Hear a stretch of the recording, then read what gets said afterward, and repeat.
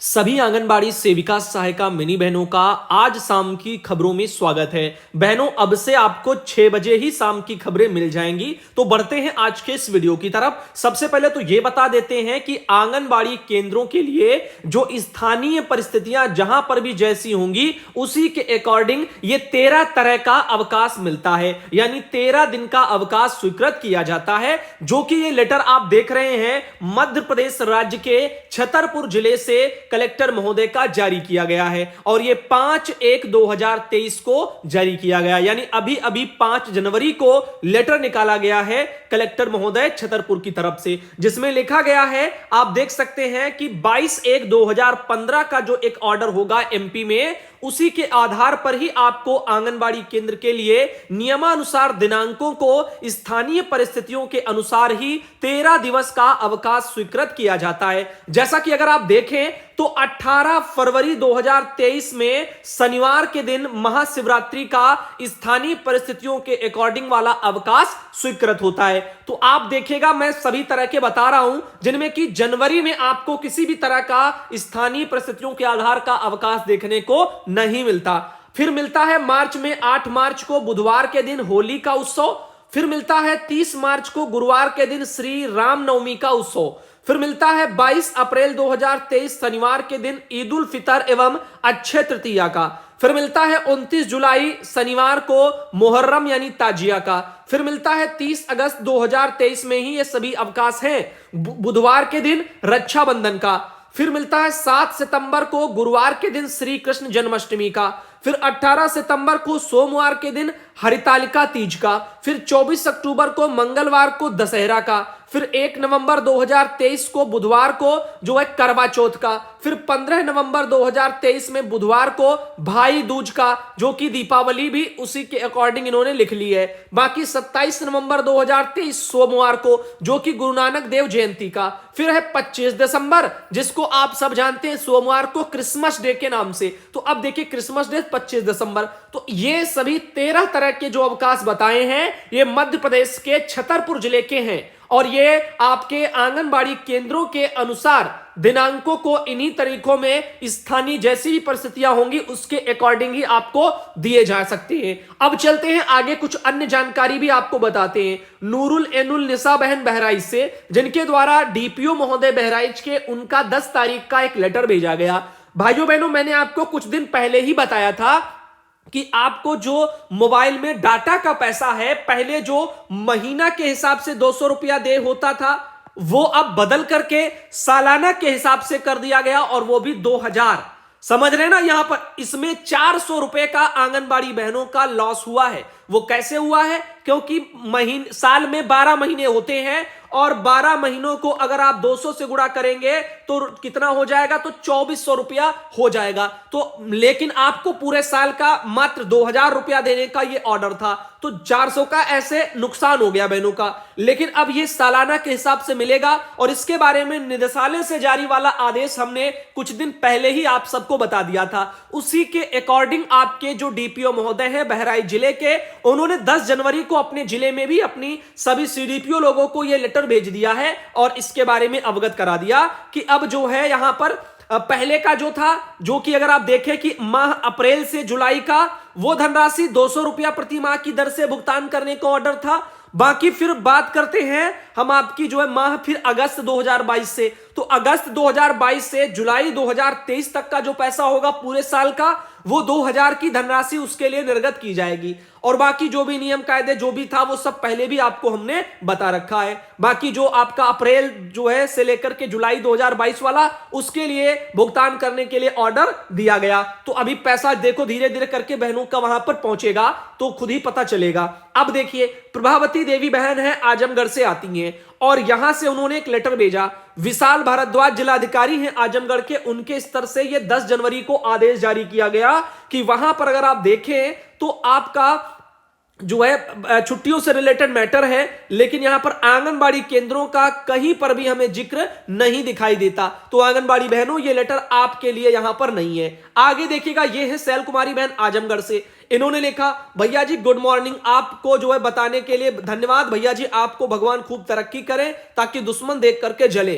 तो धन्यवाद है, लेकिन दुश्मन जले ना जले वो उनकी मर्जी पर डिपेंड करता है, जैसी करेंगे वैसा भरेंगे। लेकिन हाँ, तरक्की के लिए अगर हमारे लिए आपने जो लिखा है उसके लिए बहुत बहुत आपको धन्यवाद बहनों। और बाकी देखो वही चीजें है ना, जलने वाले तो जलते रहेंगे, तो उनको जलने दो, जलने वालों को जलने दो, क्या फर्क पड़ता है। अभी देखो ऑल इंडिया पर आने वाली सच्ची खबरों से ही काफी लोग जलते हैं। जो कुछ लोग जलते हैं जो कि फेक खबर कंटेंट चला रहे हैं, उनको जलन होती है इस बात से कि ऑल इंडिया पर व्यूज आते हैं, बहनें डेली देखती हैं। इस वजह से हम चाहे कुछ भी ना लिखें, केवल लिख दें कि सुबह की खबर है, शाम की खबर है, बहनें तब भी देखती हैं। अभी तक जितने भी थंबनेल्स आते थे सालों से, उनमें आप लोगों ने यही बहनों देखा होगा कि उसमें केवल और केवल टाइम और जो है यहां पर समय बस डाल देते थे, डेट डाल देते, बस बहनें फिर भी देखती थी। तो हमारी जो बहनें हैं जिनको देखना है वो देखती हैं, उनको ऑल इंडिया की सच्ची खबरों से मतलब है, थंबनेल से नहीं। बहुत से लोग हैं जो फर्जी की थंबनेल बनाते हैं, इससे जो है व्यूज कमा रहे हैं। तो भाइयों बहनों, ऐसा ऑल इंडिया नहीं करता। और देखो यहां पर समय के साथ में चीजें बदलती रहती हैं, लेकिन ऑल इंडिया पर एक चीज हमेशा वैसी बनी रहेगी, वो है सच्चाई। अब चलते हैं बहनों आगे।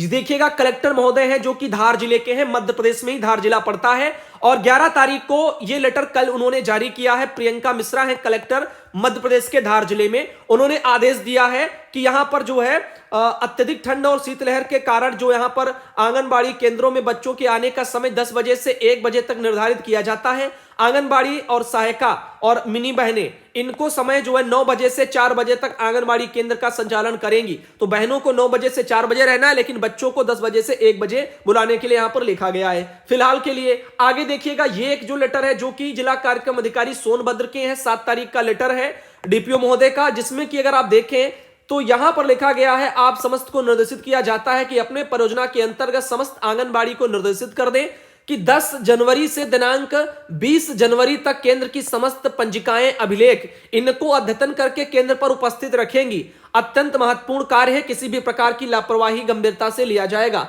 तो भाइयों बहनों, यहां पर टीम आ रही है नीति आयोग की, जो कि सोनभद्र में, जिसके आधार पर चीजें बताई जा रही कि 20 जनवरी तक आंगनबाड़ी केंद्रों का भ्रमण किया जाएगा, तो अपने समस्त अभिलेख पूर्ण कर लें। तो ये बढ़िया जानकारी है, कृपया आप सब बहनें ध्यान दें इस बारे में। उर्मिला बहन ने ये जानकारी साझा की है सोनभद्र से। साथ ही ये एक और जानकारी है जो कि उन्नाव से राकेश कुमार मिश्र जी हैं, जिला कार्यक्रम अधिकारी उन्नाव के। उनका 10 तारीख का लेटर है जो कि उन्होंने आदेश निकाला कि 14 जनवरी तक आप देख सकते हैं कि यहां पर छुट्टियों के बारे में, आंगनबाड़ी केंद्रों के बच्चों को ठंड से बचाने के लिए उनकी तो छुट्टियां हैं, बाकी आंगनबाड़ी बहनों अपना वो कार्य आप सब जो है करती रहेंगी।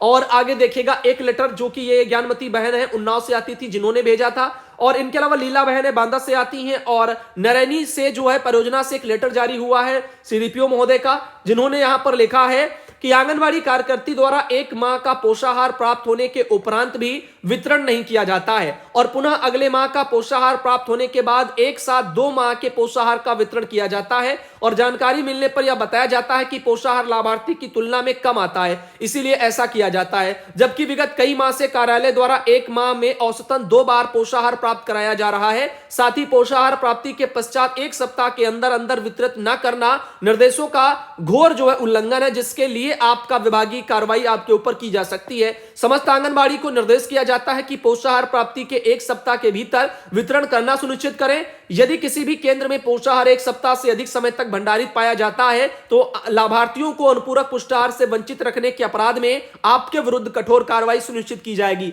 तो बहनों, इसमें कोई दो राय नहीं है कि पिछले कुछ महीनों से एक महीने में आपको 2 बार पोषाहार परियोजना कार्यालयों से प्राप्त कराया जा रहा है। उसका सबसे बड़ा कारण मैंने आपको बहुत पहले ही भी बताया था कि जो भी पिछला वाला जिन माहों का बकाया था राशन, वो सब इकट्ठा पहुंचाया जा रहा है जल्द से जल्द, ताकि जो भी पैसा है यानी जो भी राशन है वो जनवरी से आपका हर महीना के हिसाब से पूरा लेखा जोखा रहे। और इसीलिए ये वित्तीय वर्ष का भी पूरा ध्यान रखा जा रहा है।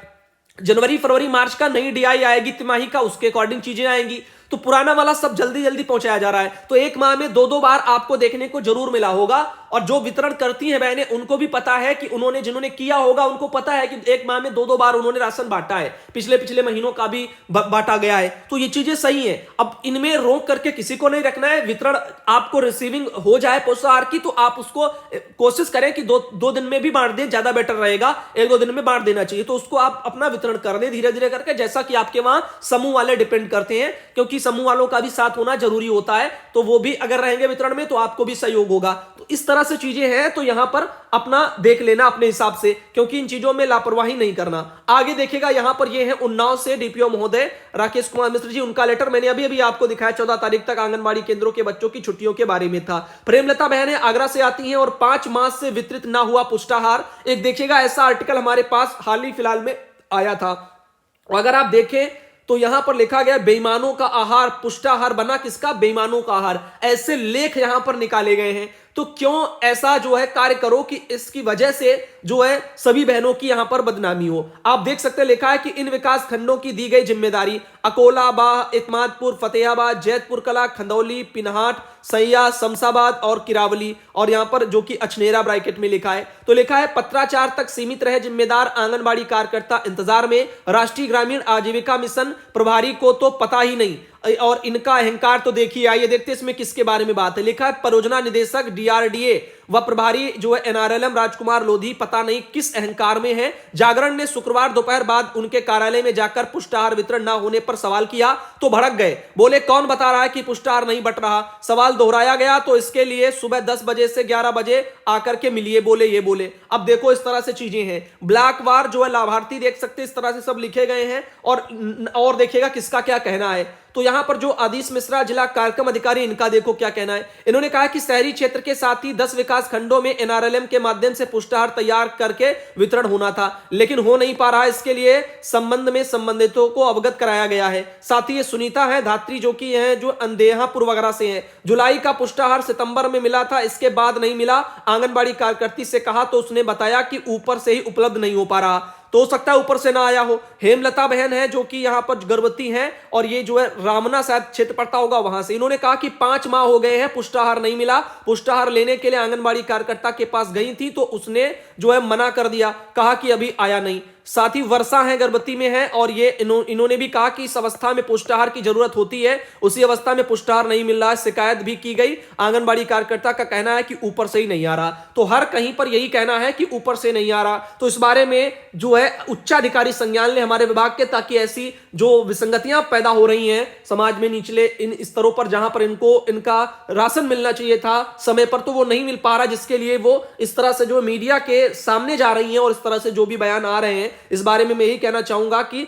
जांच करा ली जाए। अगर पुष्टाहार का आंगनबाड़ी बहनों को ही वितरण नहीं कराया जा रहा, रिसीविंग नहीं कराई जा रही है, तो फिर उसको कराया जाए और अतिशीघ्र जो है राशन पहुंचाया जाए। आगे देखिए रीना बहन है रायबरेली से, उनके द्वारा एक ये जानकारी आई कि कड़ाके की ठंड को लेकर के बाल विकास परियोजना गौरा ने सभी आंगनबाड़ी केंद्रों का किया अवकाश। इस तरह से एक ये जो है रायबरेली में जो ब्यूरो से के जानकारी आई थी 14 जनवरी तक के लिए छुट्टियों के बारे में। अब देखो एक ये लेटर था मिथिलेश बहन मुरादाबाद से, इन्होंने एक आर्टिकल भेजा कि आंगनबाड़ी आशा करेंगी एड्स रोगियों को चिन्हित। तो अमृत विचार ठाकुर द्वारा में एक ये जानकारी निकली थी, ब्लॉक सभागार में आयोजित कार्यशाला में प्रशिक्षण देते हैं प्रशिक्षक। तो इस तरह से आप देखिएगा जो कार्य आशा बहनों को सौंपे जाते हैं वही सेम टू सेम आंगनबाड़ी बहनों पर भी सौंप दिए जाते हैं, आप भी वही काम करो।